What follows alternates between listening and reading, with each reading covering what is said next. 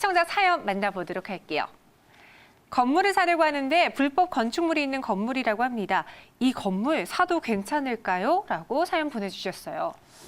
결론적으로 말씀드리면 네. 대부분이 사도 괜찮습니다. 이제 왜 그러냐면 불법 건축물에는 옥상에 뭐 이렇게 창고를 만든다든지 또는 이제 건물과 건물 사이에 창고를 만드는 경우가 좀 많아요. 네. 그리고 이제 건물 내부에 뭐 다락방처럼 만들다가 그게 이제 용적률하고 안 맞아가지고 이제 불법 건축물이 되기도 하고 괜찮은데 단지 이제 그 건축물 대장을 떼면은 내용이 나옵니다.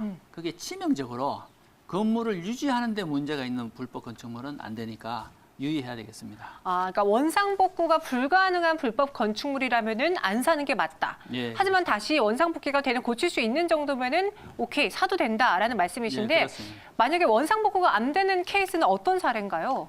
뭐 예를 들어서 이게 실제 있었던 건데요. 네. 뭐 호텔을 지었는데 강남에 있는 호텔이 불법 건축물이에요. 뭐냐면은 호텔에 이제 계단이 있어가지고 계단을 올라가야 되는데 네. 대로변에서 그 계단이 이제 도로로 넘어온 케이스예요. 계단을 잘라내면 들어갈 수가 없는 거예요. 뭐 그런 케이스. 또는 이제 남의 땅으로 넘어가는 수가 있어요. 몰라가지고 그 짓고 났는데 이제 어쩔 수 없잖아요. 근데 그거를 잘라내야 됩니다. 예. 그런 치명적인 사례만 아니라면 사도 괜찮다라고 이야기해 주셨습니다. 이어서 두 번째 상담 전해드릴게요. 네, 성동구에 건물을 사려고 하는데 큰 대단지 출입구 쪽에 위치한 건물입니다. 수입률은 높은데 대로변에 노출이 많이 안 돼서 성장성이 낮아 보여 망설여지거든요. 어떻게 해야 할까요? 라고 사연 보내주셨어요. 예, 뭐 대단지 아파트 입구에 있으면 아파트 들어간 사람들이 이제 많이 그 유동인구가 좀 있다고 보여지는데 네. 단점은 그 인구 외에는 이제 그 상가를 이용할 일이 없다는 게 단점이죠. 그래서 이런 것 같은 경우는 유동인구 노출이 안 되는 건물은 좀 성장성이 없다. 별로 저는 권하지 않는 그런 종류의 빌딩입니다. 마지막 사연 확인해 보도록 하죠.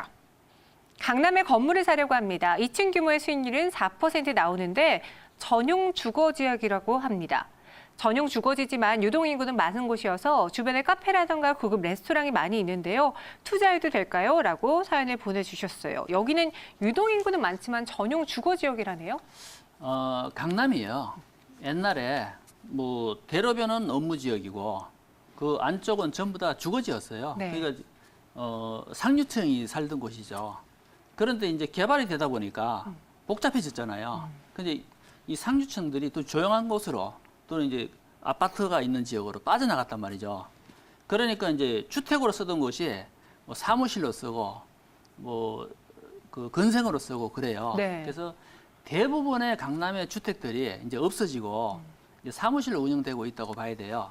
그런데 이제 주택 지역이었잖아요. 네. 그러니까 일종 일종 일반 주거 지역이고 이종 일반 주거 지역 그래요. 좀 아이러니컬하게도 문제가 주거 지역이 아닌데 주거지로 되어 있습니다. 전용 주거 지역이 아닌데 전용 주거지로 되어 있죠.